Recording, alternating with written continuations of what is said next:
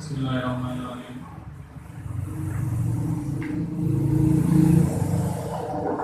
Assalamualaikum warahmatullahi wabarakatuh.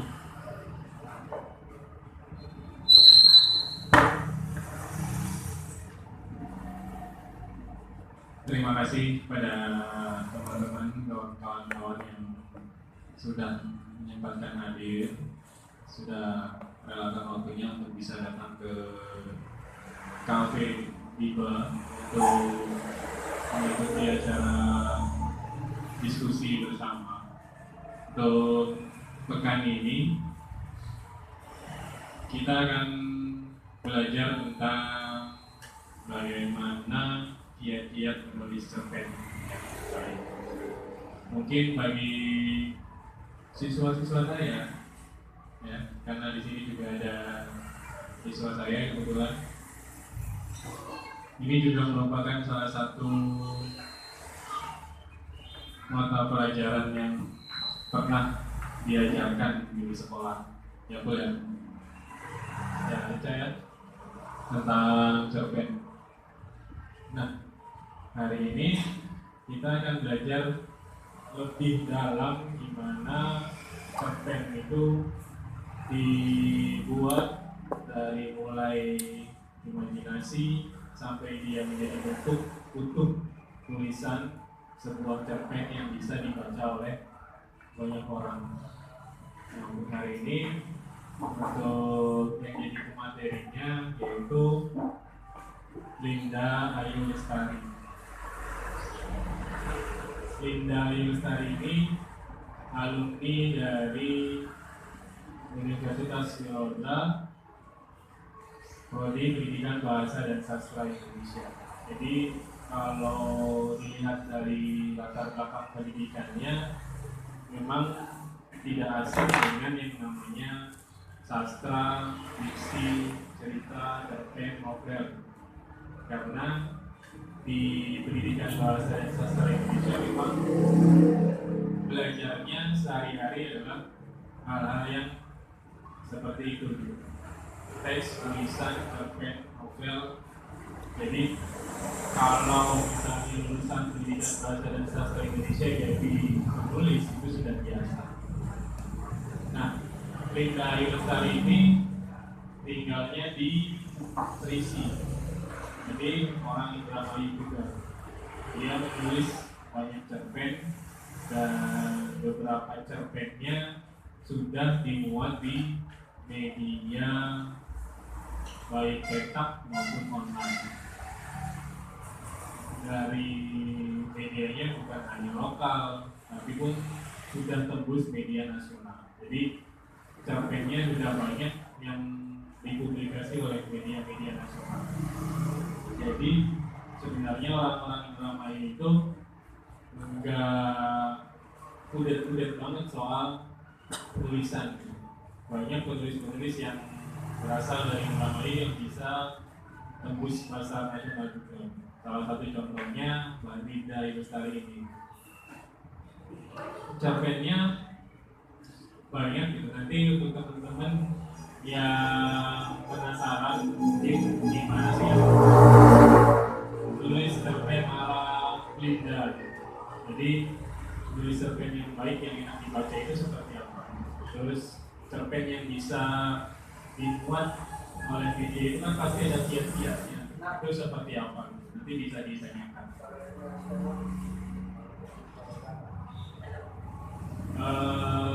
Kemudian banyak penulis-penulis asal Indramayu yang sudah besar namanya. Salah satu contohnya ada Kedung Dharma Romansa. Kedung Dharma Romansa itu asalnya dari Kedung dan dia novelnya sudah bestseller ya. Novelnya judulnya Telembut. Nah, untuk dari kegiatan ini harapannya itu kedepannya bisa mencetak penulis-penulis muda baru yang bisa menjadi penerus Linda, Kedung, agar Indramayu ini tidak sepi-sepi banget soal persoalan kreativitas, persoalan pemikiran, persoalan tulisan, sastra dan lain-lain. Jadi harapannya tentunya sih kalau misalnya banyak yang datang dari klub buku, harapannya ke depan itu klub buku Nulos itu bisa mencetak generasi yang kritis melalui tulisan. Salah satunya bisa menulis sastra, baik cerpen maupun puisi gitu. Jadi nanti mudah-mudahan nanti Rica, Saiful bisa jadi siswa-siswa yang kritis dalam hal tulisan.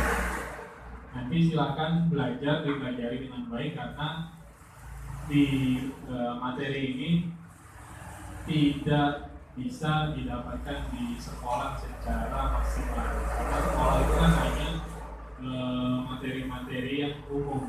Kalau di luar itu sebenarnya sekolah itu lebih banyak di luar. Makanya dengarkan maksimal baik-baik sama. Jadi nanti kalau ada pertanyaan silakan dipertanyakan. Oke, karena waktunya sudah sore, masih banyak juga teman-teman saya yang mau datang sambil berjalan aja karena sudah terlalu lama telatnya. Ini Mbak Linda Ayu Lestari ya, domisilinya di Terisi asal Indramayu. Terus aktivitas sehari-harinya jadi bagian SDM di NIT di salah satu perusahaan lokal. Jadi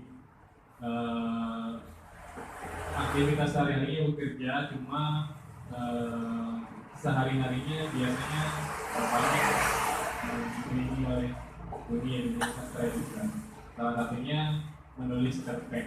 Cerpen-cerpennya sudah banyak dimuat di media nasional. Jadi nanti kita hari ini akan belajar bagaimana cara kiat-kiat atau kiat-kiat menulis cerpen ala Linda. Oke, silakan untuk Mbak Linda Lestari untuk materinya, silakan disampaikan dulu. Oke, baik. Assalamualaikum warahmatullahi wabarakatuh. Selamat sore semuanya. Sebelumnya terima kasih telah mengundang saya ke sini ke Diba Coffee di Jalan Jaga Terisi. Pertama saya Linda, saya asal dari Terisi. Kesibukan sehari-hari saat ini saya lagi sibuk bekerja di salah satu perusahaan lokal. Tapi apa ya, maksudnya kayak menulis itu menjadi salah satu hal yang saya sukai gitu. Oke, di sini saya hendak membagikan pengalaman menulis saya. Memang beberapa satu tahun ke belakang gitu saya sebenarnya sudah nggak aktif gitu menulis. Tapi kalau membaca saya masih. Terakhir nulis itu akhir tahun 2019. Terakhir nulis dan dipublikasikan ke media cetak itu di akhir tahun 2019. Jadi selama 1 tahun belakang ini belum dikatakan produktif gitu untuk menulis karena ada beberapa kesibukan, jadi membuat aktivitas menulisnya itu nggak maksimal. Terima kasih juga untuk Mas Riani yang sudah saya kesini. Intinya gini, saat ini kita kan banyak menjumpai ragam bahasa tulis melalui media sosial yang dari isinya itu bisa kita sebut sebagai cerpen. Entah itu isinya curhatan bucin, gitu, kata-kata mutiara dan sejenisnya. Intinya orang-orang kita itu mereka lebih mudah merasa percaya diri menulis atau menuangkan perasaannya itu ke media sosial gitu dibanding mereka harus menulis ragam bahasa pada karya tulis gitu. Sebenarnya kalau di medsos itu kan ragam bahasa percakapan yang dituliskan. Orang-orang kita itu cenderung merasa disengsarakan gitu ketika mereka harus diminta membuat suatu karya tulis. Karena ketika kita membuat karya tulis itu ada beberapa poin gitu yang harus diperhatikan seperti kaidah bahasanya, pilihan katanya, kemudian paragrafnya dan hal-hal yang mengatur terkait karya tulis tadi. Nah, untuk meningkati hal itu, ini saya akan membagikan kiat-kiat menulis cerpen. Aja kiat-kiatnya. Yang pertama itu kita harus tahu dulu gitu motivasi kita itu menulis untuk apa. Pertanyaan dasarnya adalah apa orientasi kita menulis. Intinya pasti setiap orang itu berbeda gitu orientasi atau tujuan menulisnya.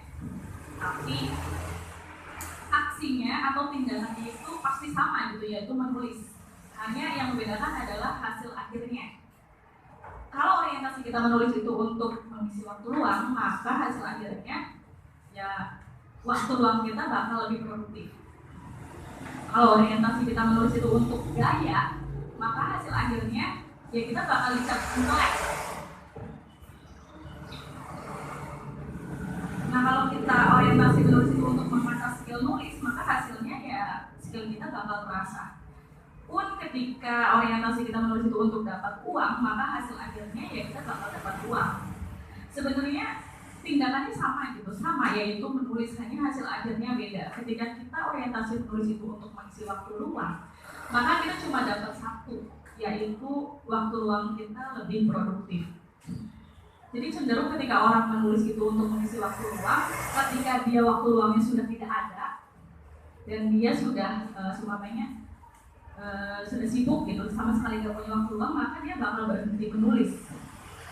Karena yang dikejar adalah satu, mengisi waktu luang. Sedangkan orang yang orientasi menulisnya itu tadi kayak dia pengen mengisi waktu luang, mengasah skill, kemudian biar gaya, biar dicap intelek gitu.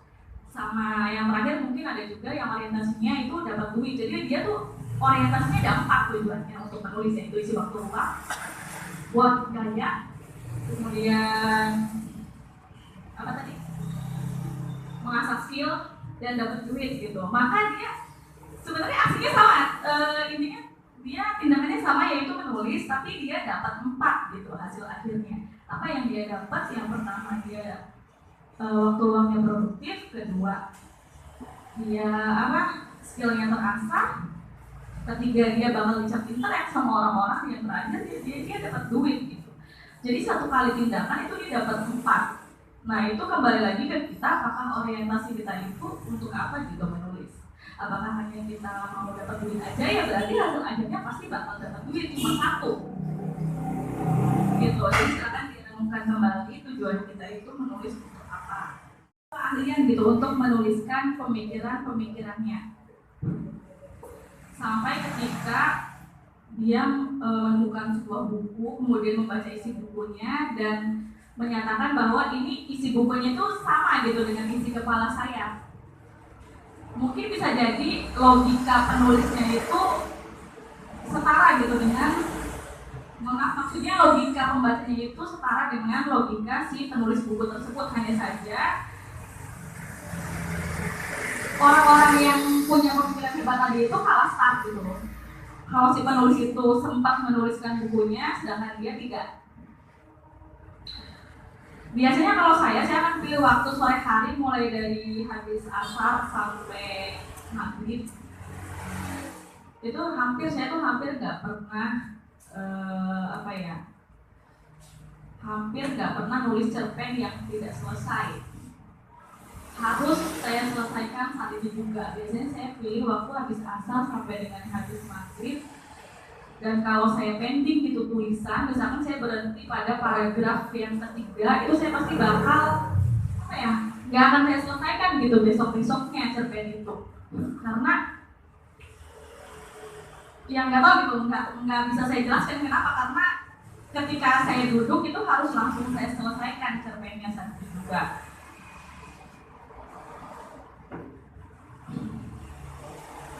Nah ini buat para cewek-cewek, kalau misalkan memang lagi nulis cerpen,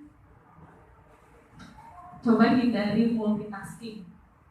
Kadang jangan coba-coba misalkan lagi nulis cerpen, kemudian setiap per 15 menit sekali itu keluar untuk ngecek cucian. Kalau misalkan kayak kita nyuci gitu di rumah pakai mesin seumpamanya, ya lumayan lah gitu nulis cerpen sambil nyuci. Itu nanti bakal terganggu gitu aktivitas nulis kita. Jadi per 15 menit sekali ya masanya sih kita ngecek cucian itu udah kegiling atau belum gitu. Jadi multitasking di sini jangan dulu dipakai dalam proses penciptaan cerpen. gitu. Intinya buat aja dulu ceritanya, edit, kemudian kecuali kita mau buat novel yang memang gak bisa selesai dalam 1-2 hari gitu, itu bisa kita bicarakan di ruangan yang berbeda. Kemudian yang keempat adalah kita menentukan tema.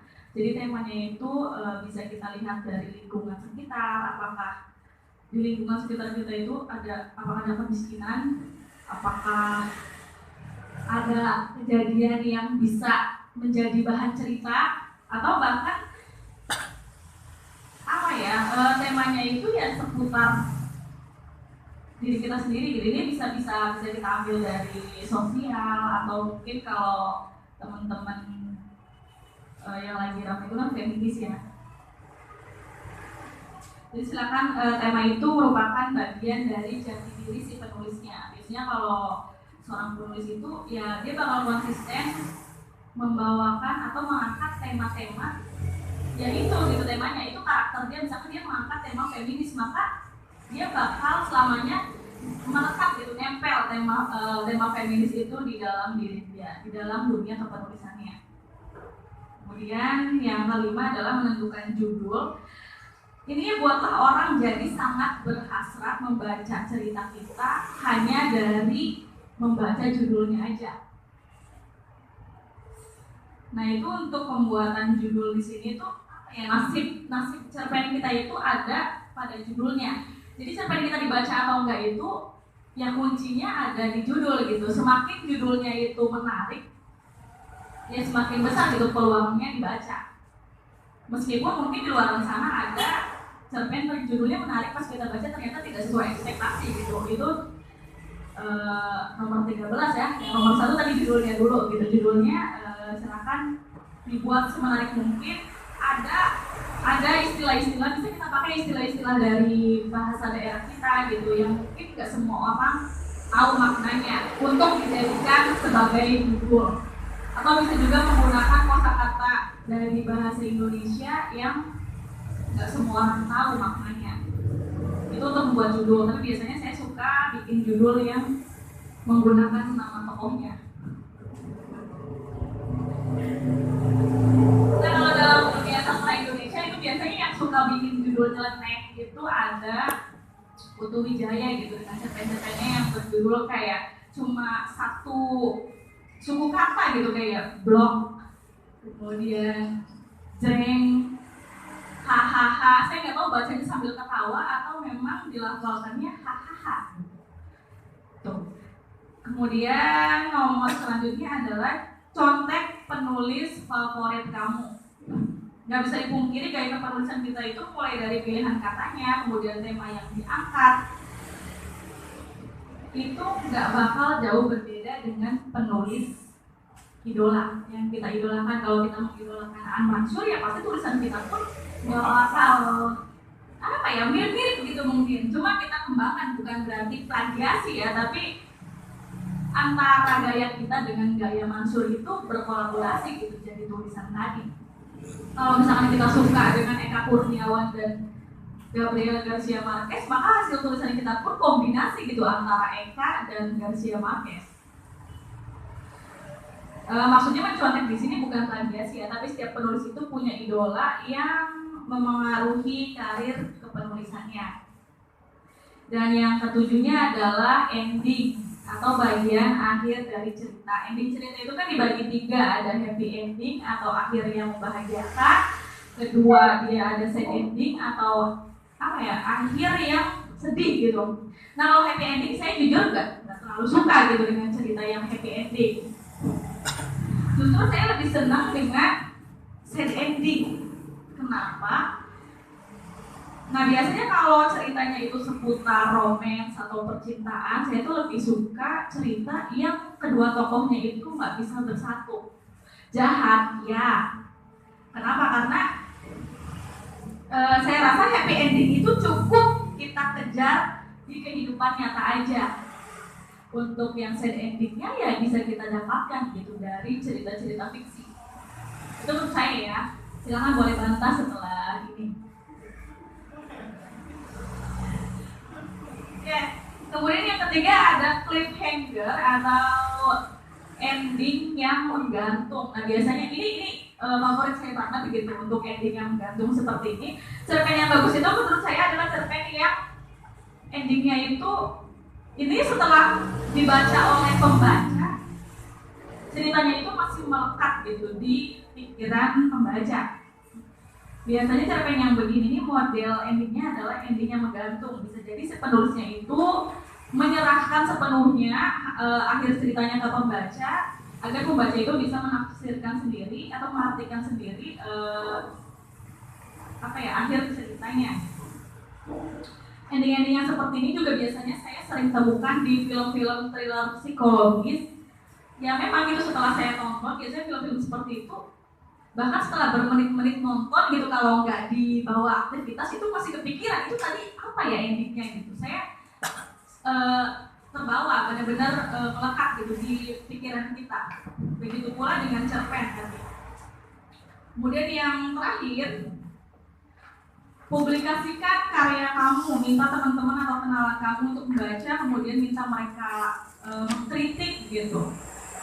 Kalau pujian itu bukan nomor satu, yang nomor satu adalah kritik.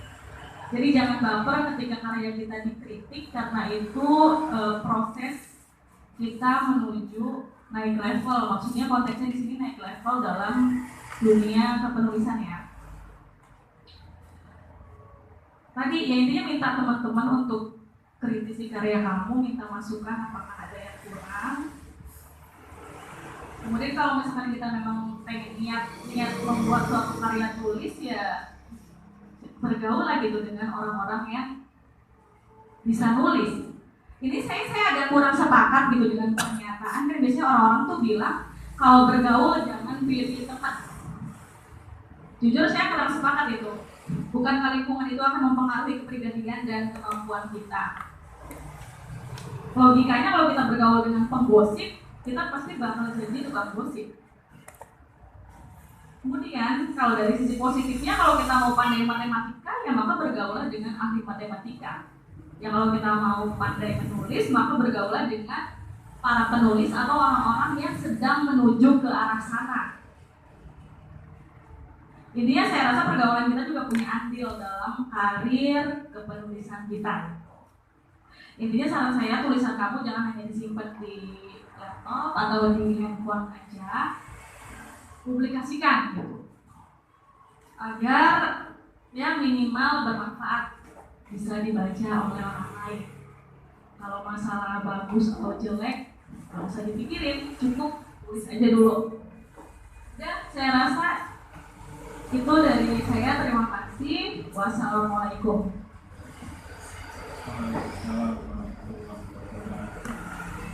Oke. Menarik ya. Ada beberapa yang bisa kita ambil manfaat.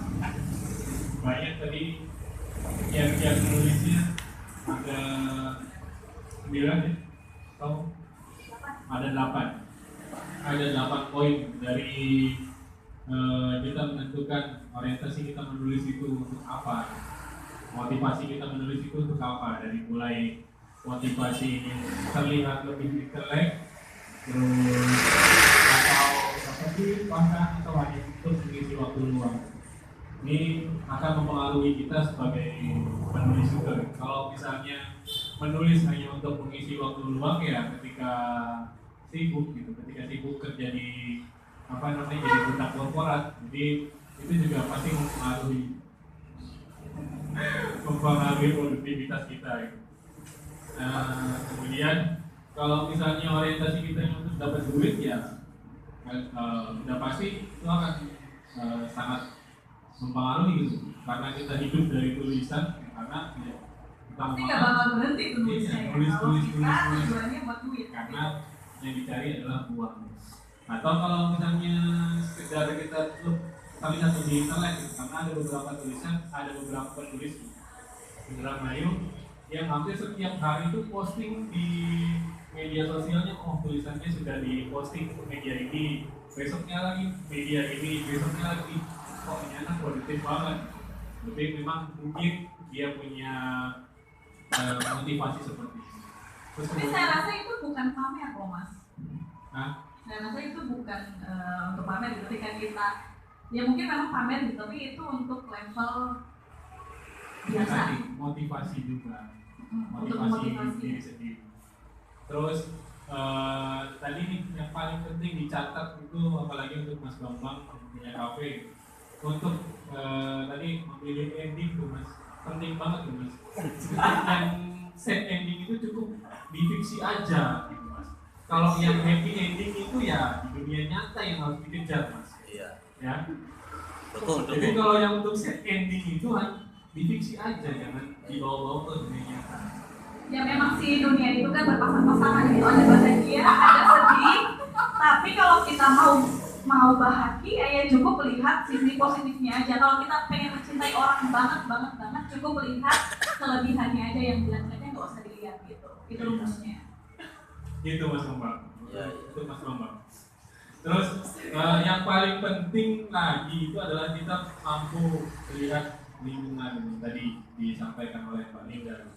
Karena mau tidak mau tulisan kita itu pasti beberapa penulis itu mengambil dari apa yang ia pernah lihat, apa yang ia pernah rasakan. Contoh misalnya sekarang ini lagi musim pandemi, banyak penulis-penulis yang menulis gitu tentang tema pandemi, karena memang ketika sesuatu yang sedang dibicarakan oleh masyarakat, sesuatu yang sedang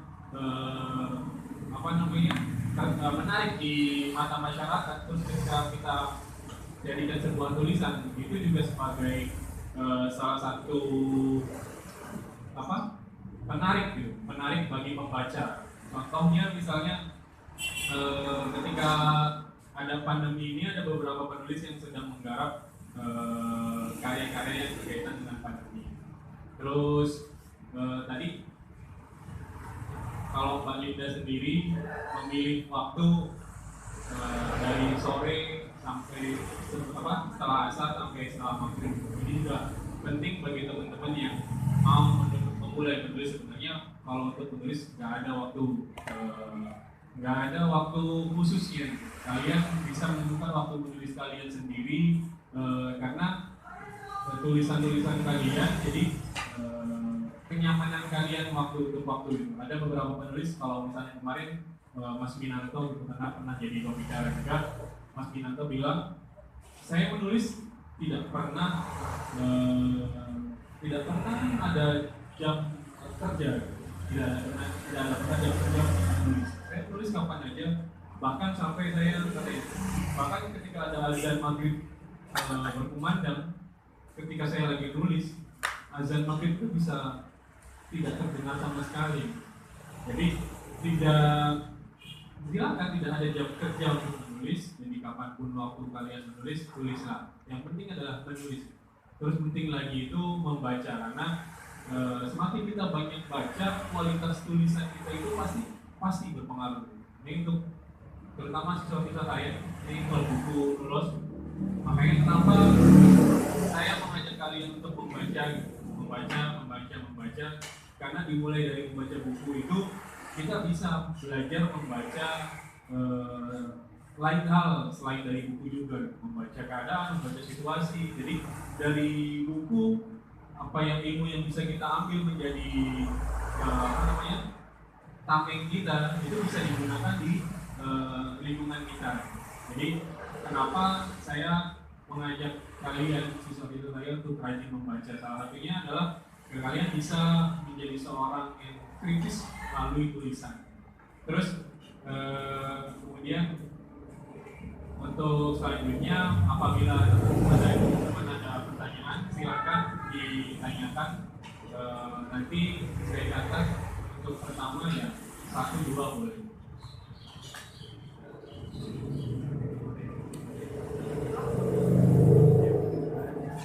Nanti setelah sesi tanya jawab akan ada cerpen Mbak Linda yang akan saya bacakan. Salah satu cerpennya yang sudah dibuat. Ya. Oke, silakan.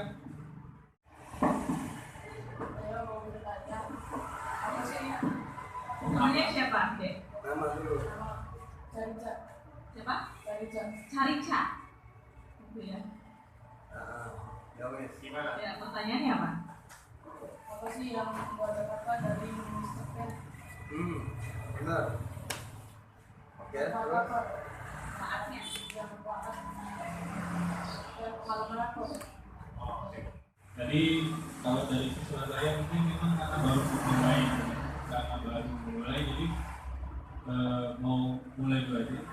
Apa sih manfaatnya kita menulis itu? Dari pengalaman Mbak Linda, pengalaman apa yang didapatkan dari menulis itu? Terus apabila kita menulis itu apa sih yang bisa kita dapatkan? Manfaat baik materi maupun manfaat secara secara rohani kita. Silakan dijawab langsung aja. Oke, baik, Calica ya.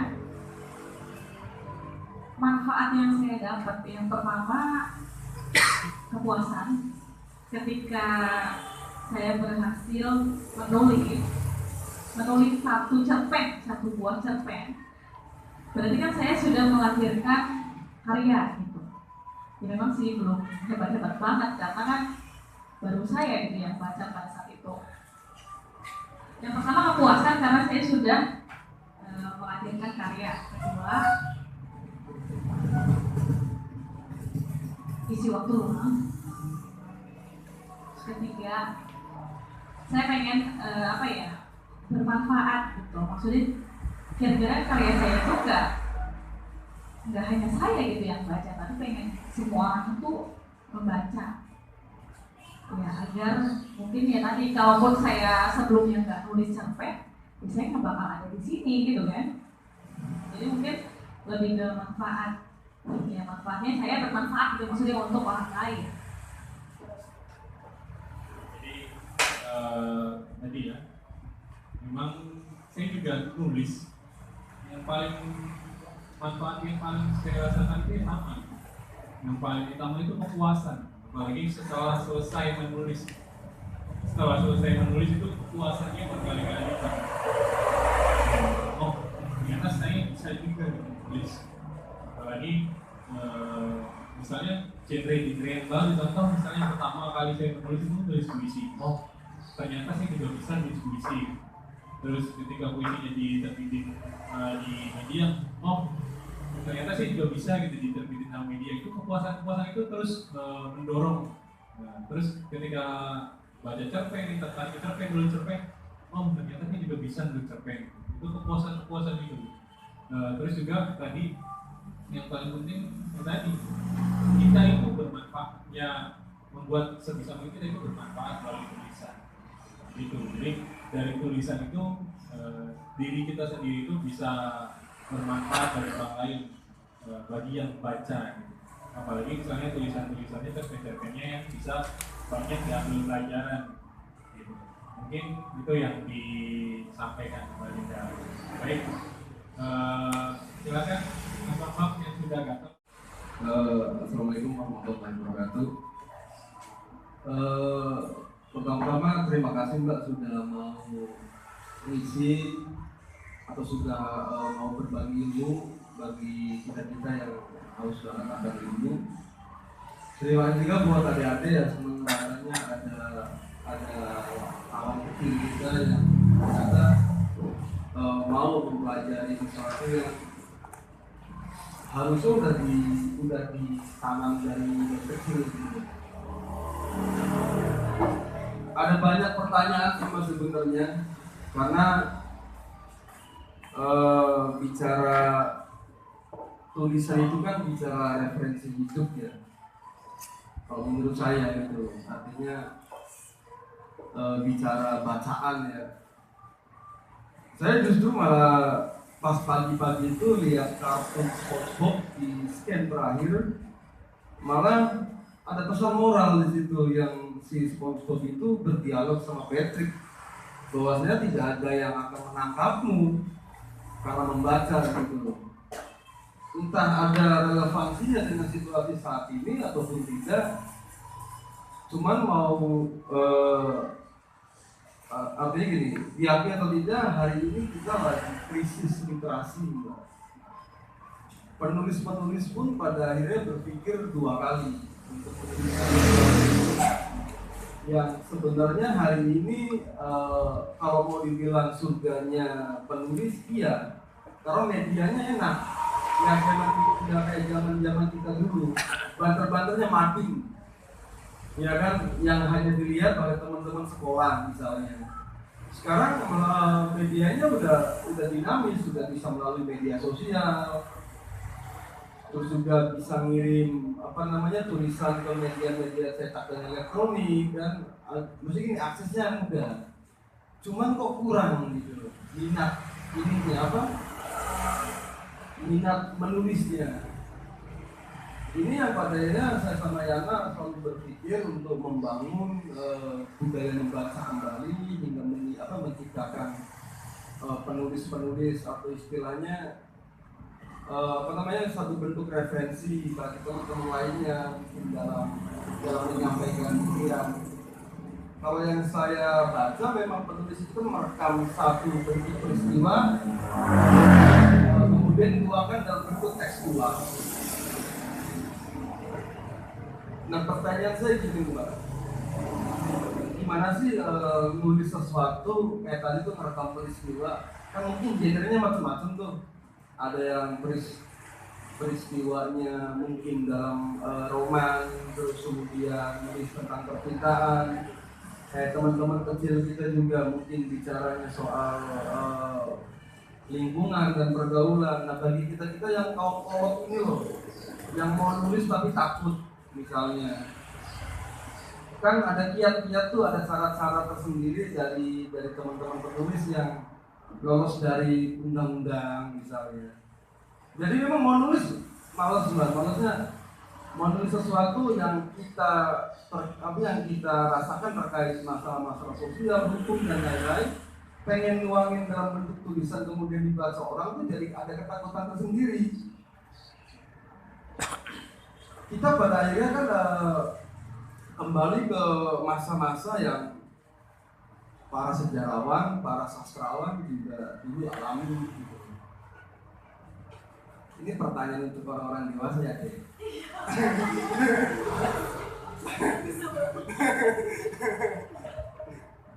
Saya catat juga loh biar nggak lupa. Jadi ada satu peristiwa ya, sastrawan awal-awal kemerdekaan lah, kayak Saulus Situmorang, kemudian Mokhtar Lubis dan lain-lainnya.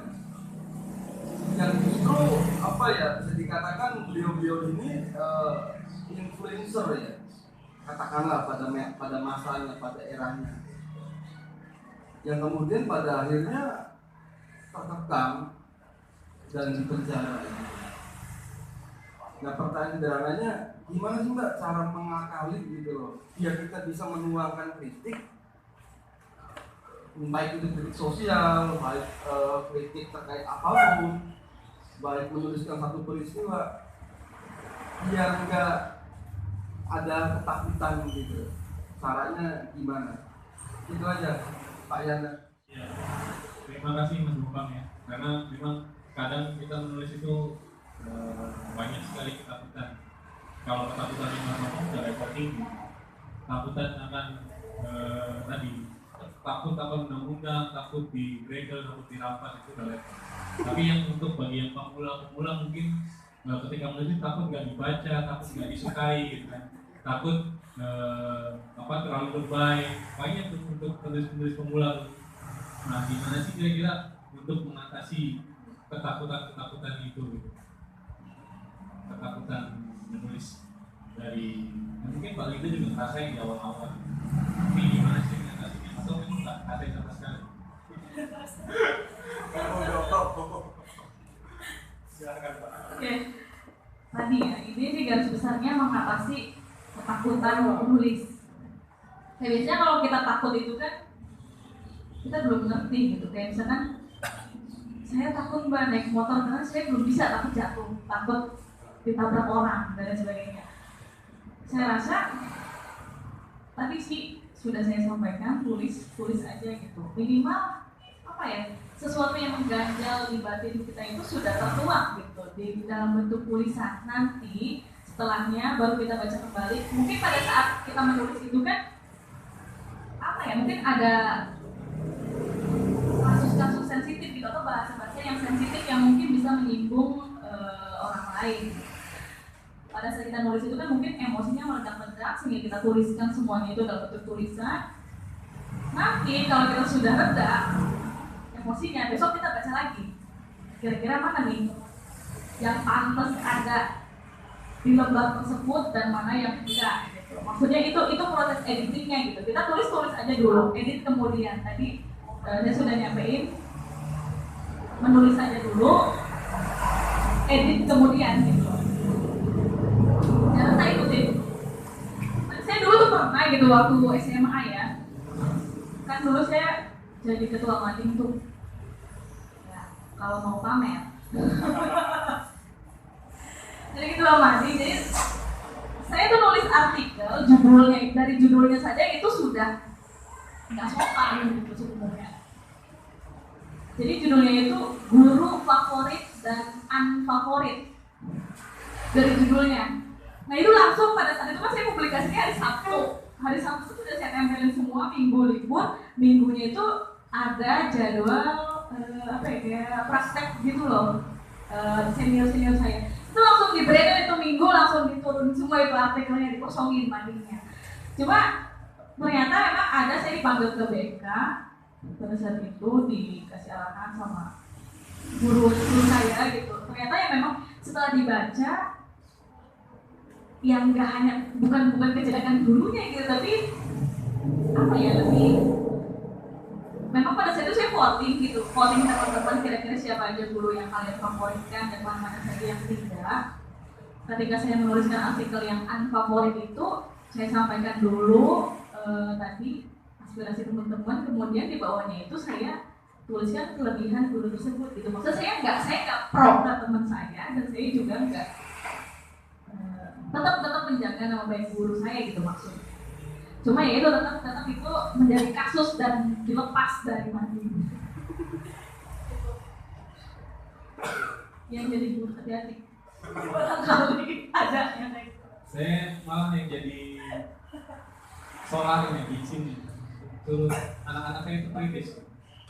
Ya, kalau ada yang perlu kritis aja.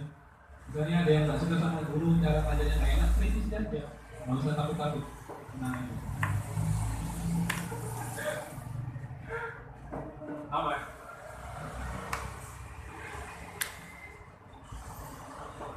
Oke. Justru iya, kalau kata Pak, karena saya banyak belajar dari Pramudia Natur ya. Kalau mau jadi bukan Pramudia, kalau mau menulis, tulis. Apa yang kita bisa tulis.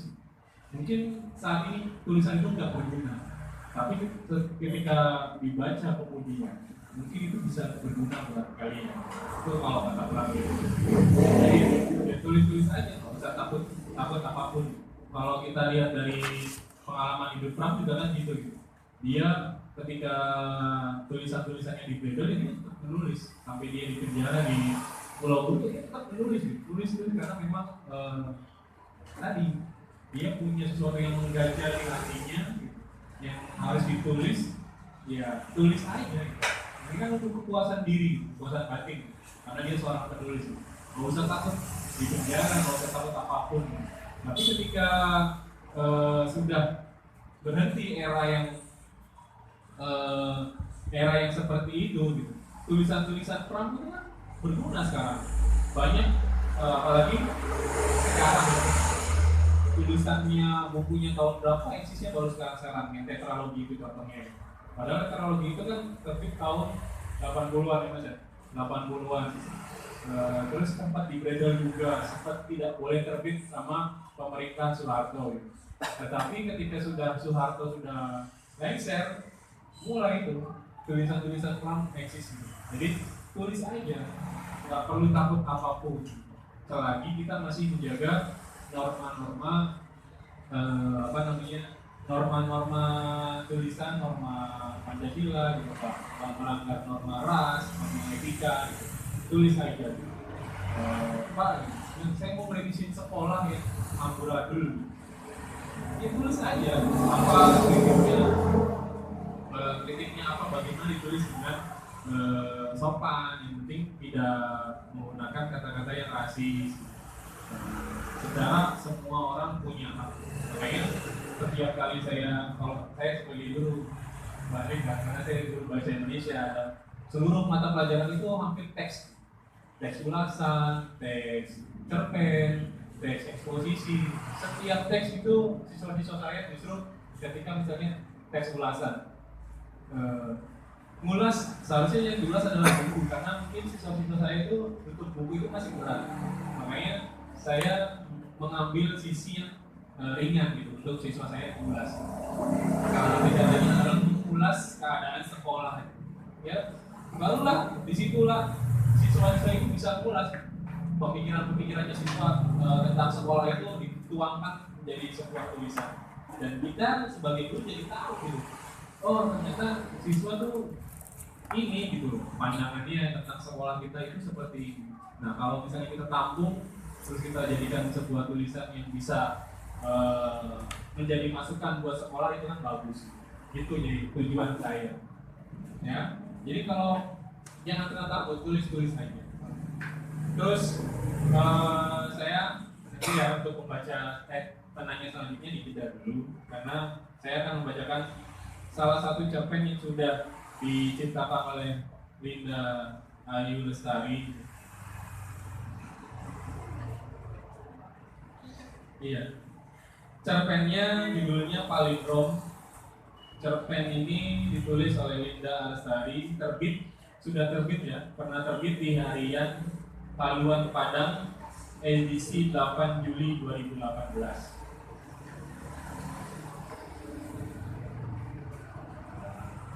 Alang yang kini berusia 14 tahun tengah bermain dengan adik perempuannya Indro ketika ayahnya pulang berburu dari hutan.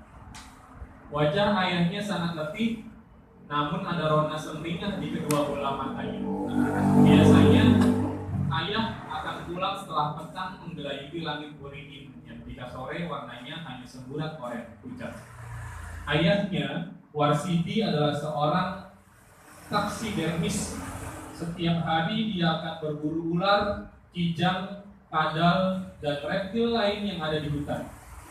Lalu membius hewan-hewan itu hingga teler, menguliti mereka, mengeluarkan jeroannya hingga pada tahap mengawetkan hewan-hewan itu dengan air keras.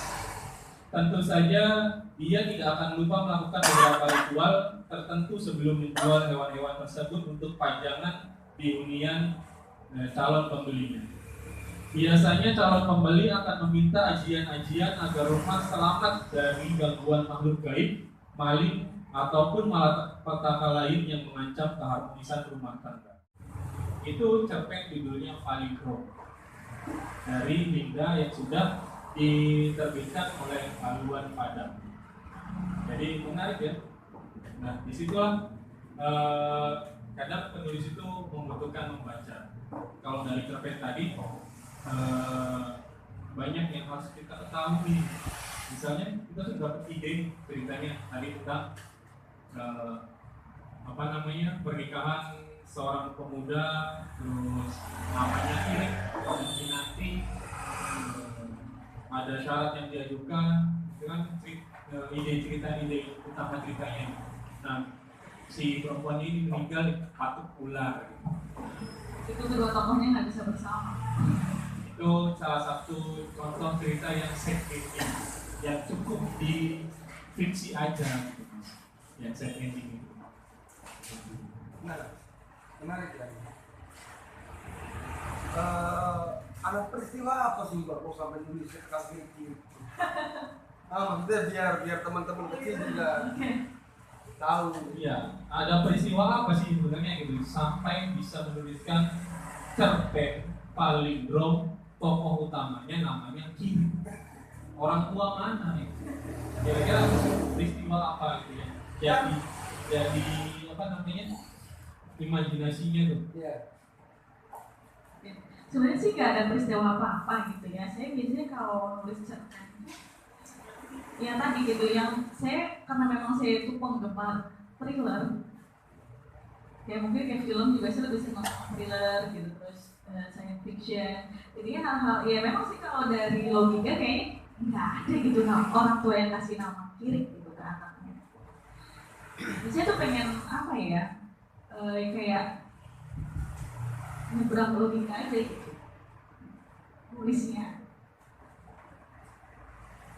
Ya karena gini, saya dengar dari awal menarik memang, cuman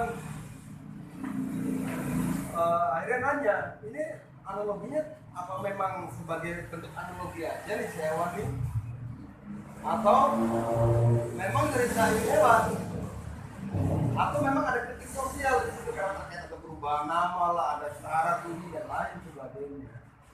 Tidak harus pakai ketemu nama yang mungkin bagi teman-teman kecil ini yang tadi definisi tulisan yang sopan itu mungkin nggak masuk ya. Kalau untuk definisi yang sopan yang mungkin teman-teman kecil bingung, kok sampai sekiri-kiri itu gimana gitu. Apakah memang ada peristiwa nyata kemudian pengalaman baik teman, baik lingkungan, ada satu peristiwa. Iya, kayak gitu, pengen tahu itu.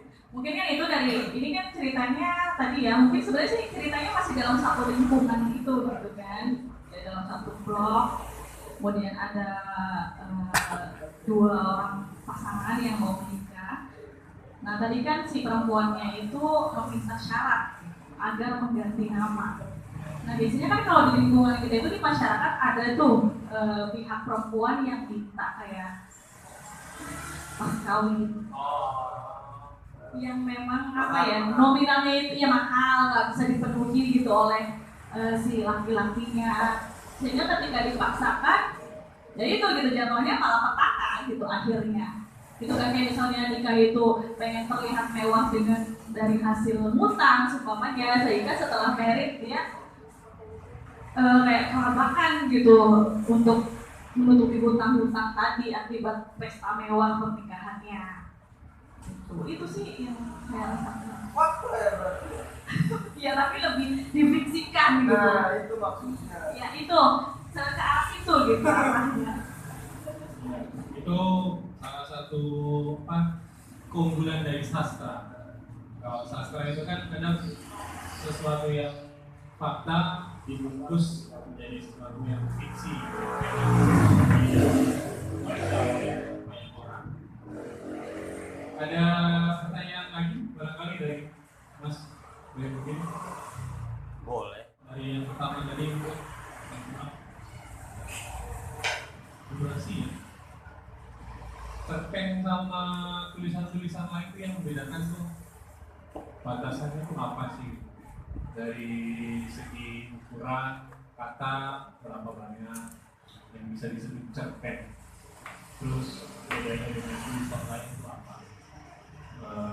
Karena kan ketika kita tulis panjang pada tanggung sedikit kepanjangan, cerpen bukan nih, atau saya ketika kita nulis cerpen, niat tulis cerpen enggak, oh cuma selembar, cerpen bukan nih.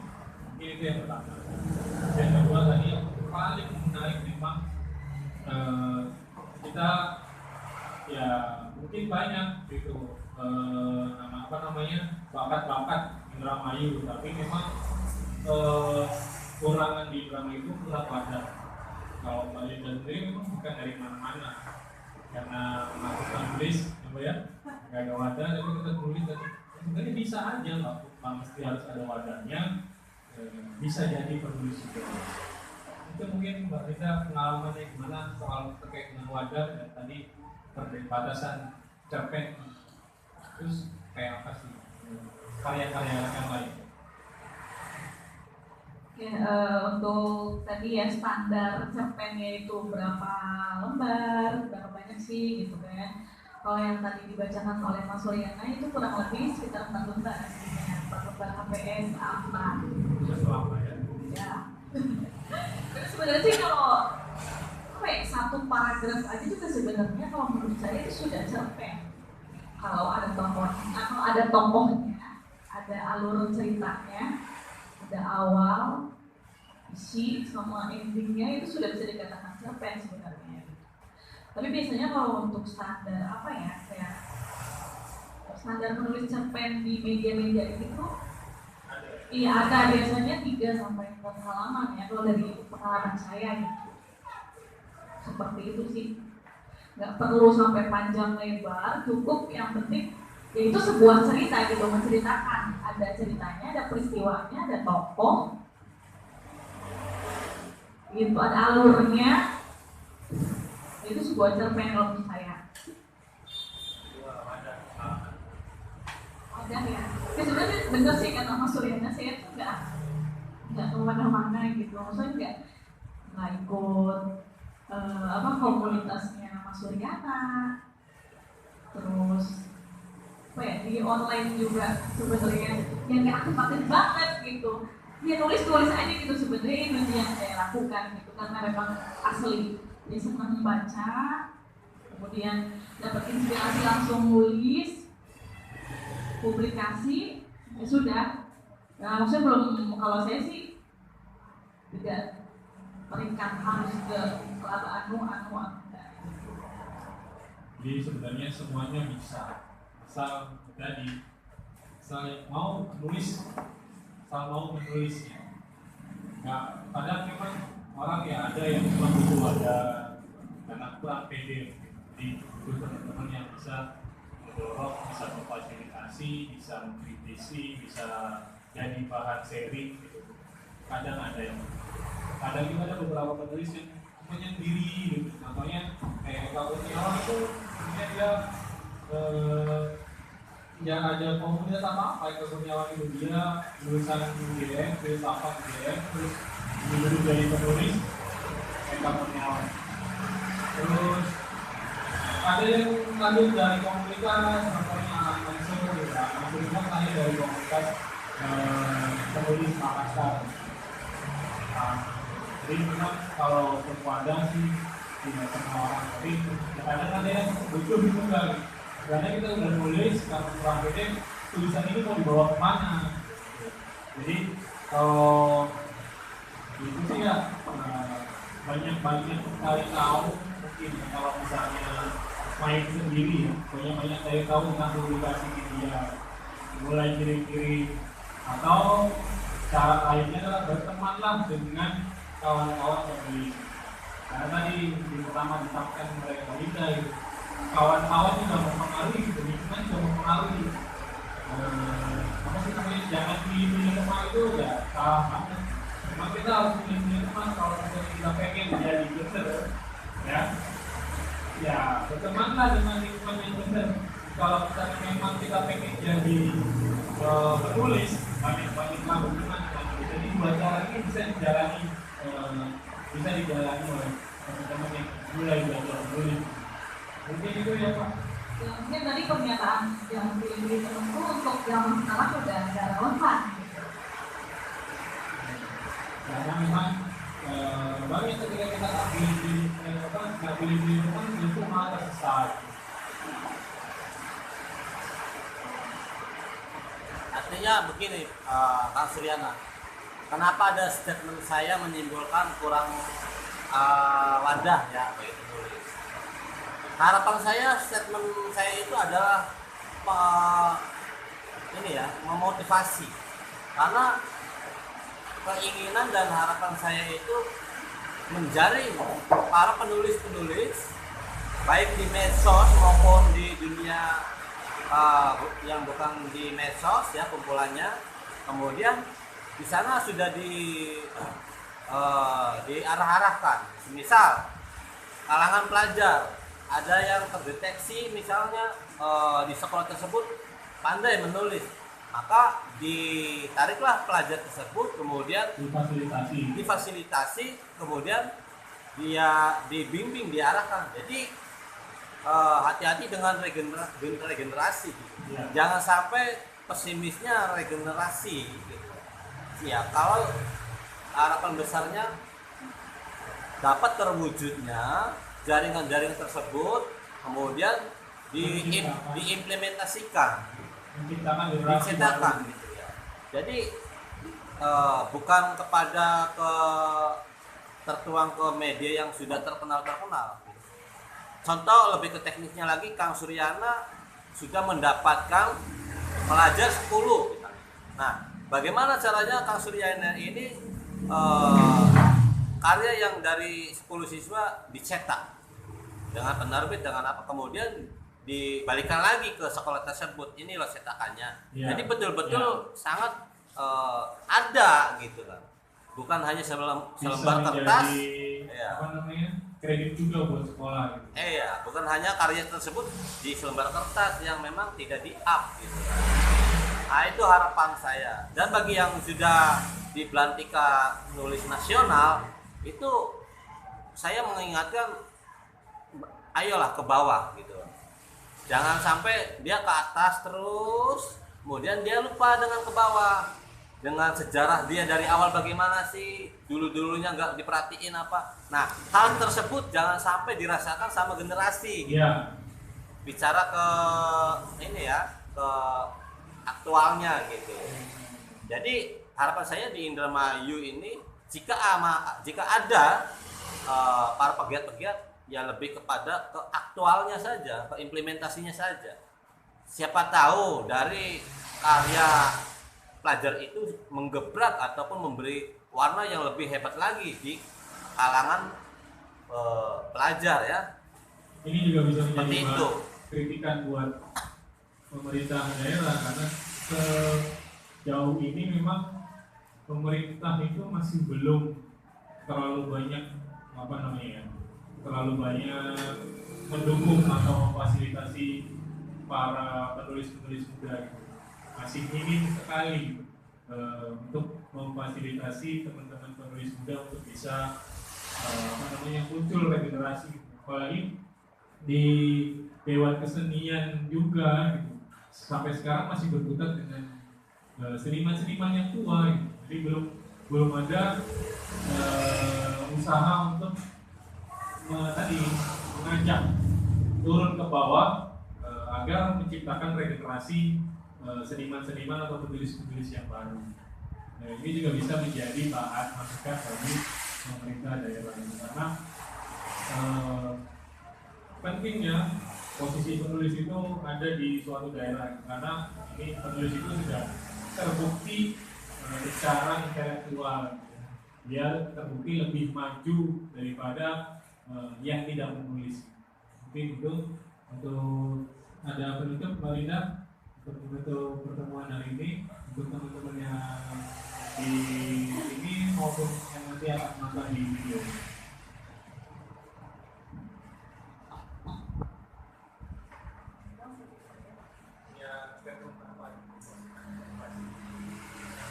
Baik, untuk teman-teman di luar sana yang memang masih punya semangat tinggi untuk menulis, silakan jangan pernah menyerah, jadi dicoba lagi dan lagi, kemudian banyak cari referensi.